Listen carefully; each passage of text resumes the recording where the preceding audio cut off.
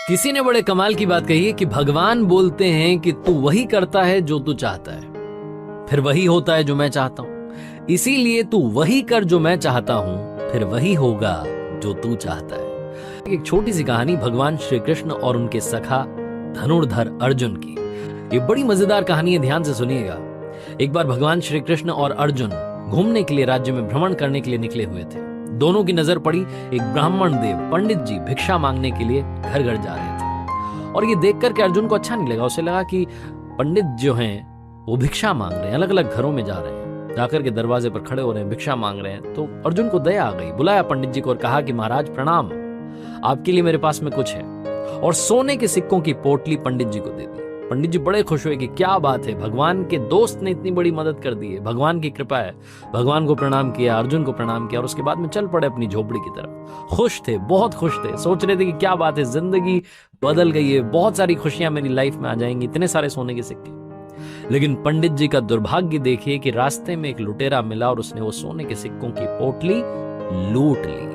पंडित जी दुखी मन से अपनी झोपड़ी में पहुंचे, जाकर के अपनी पत्नी को सारी बात बताई कि आज जिंदगी में खुशियां आई थीं और छूमंतर हो गई, मतलब आने से पहले चली गई। पत्नी को बड़ा बुरा लगा।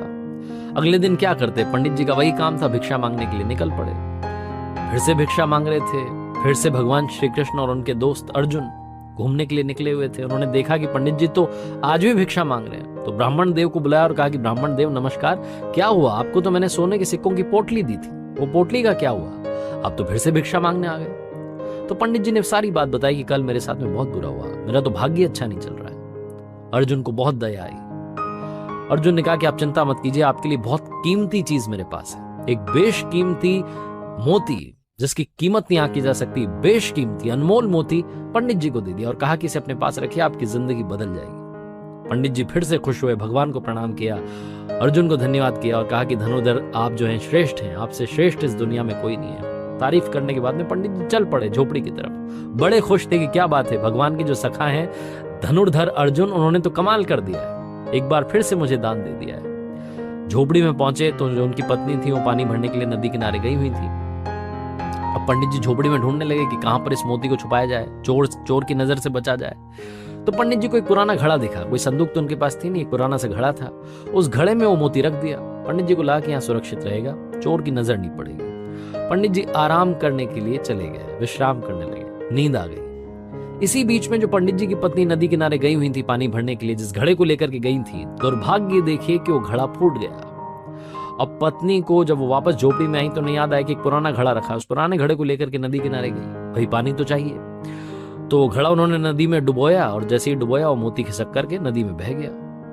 पानी भर के जब वापस पहुंची झोपड़ी में तो पंडित जी बैठे हुए थे, माथा ठनका हुआ था। बोले कि क्या कर दिया, वो पुराना घड़ा कहाँ लेकर के चली गई। तो उन्होंने बताया कि पानी भरने गई, वो नया वाला घड़ा टूट गया था। पंडित जी ने कहा कि तुमने सब तबाह कर दिया, सब खत्म कर दिया। आज मुझे धनुर्धर अर्जुन ने एक मोती दिया था, बेशकीमती अनमोल था, वो घड़े में मैंने रखा था, वो पुराना घड़ा तुम लेकर के गई और वो पानी के साथ में बह गया मोती, सब कुछ खत्म हो गया।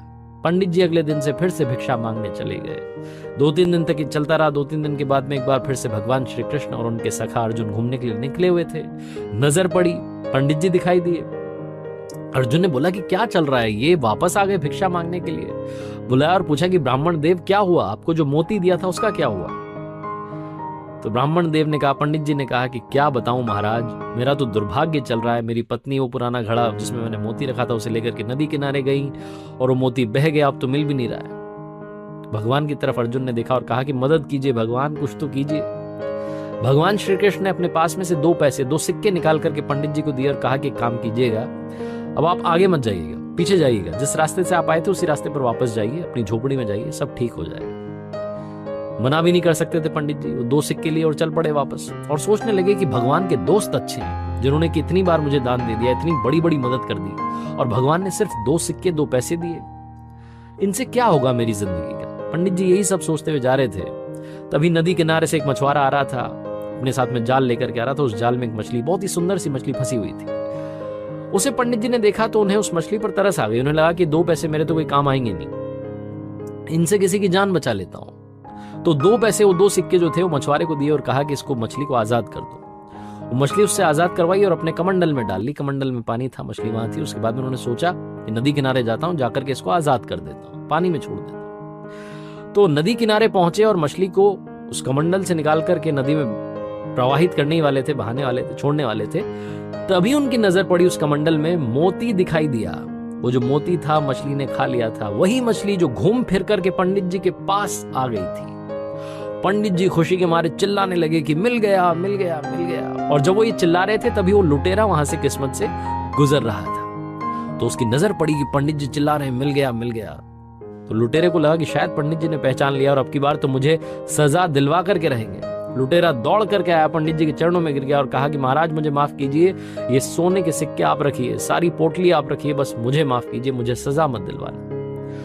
पंडित जी के चरणों में वो लुटेरा आ चुका था, सोने के सिक्कों की पोटली उनके हाथ में आ चुकी थी, मोती उनके हाथ में ऑलरेडी था, सब कुछ अच्छा हो गया था। अर्जुन ने जब ये देखा तो भगवान श्री कृष्ण से कहा नतमस्तक होकर के कि भगवान ये कौन सी लीला है, भगवान आपने क्या कर दिया।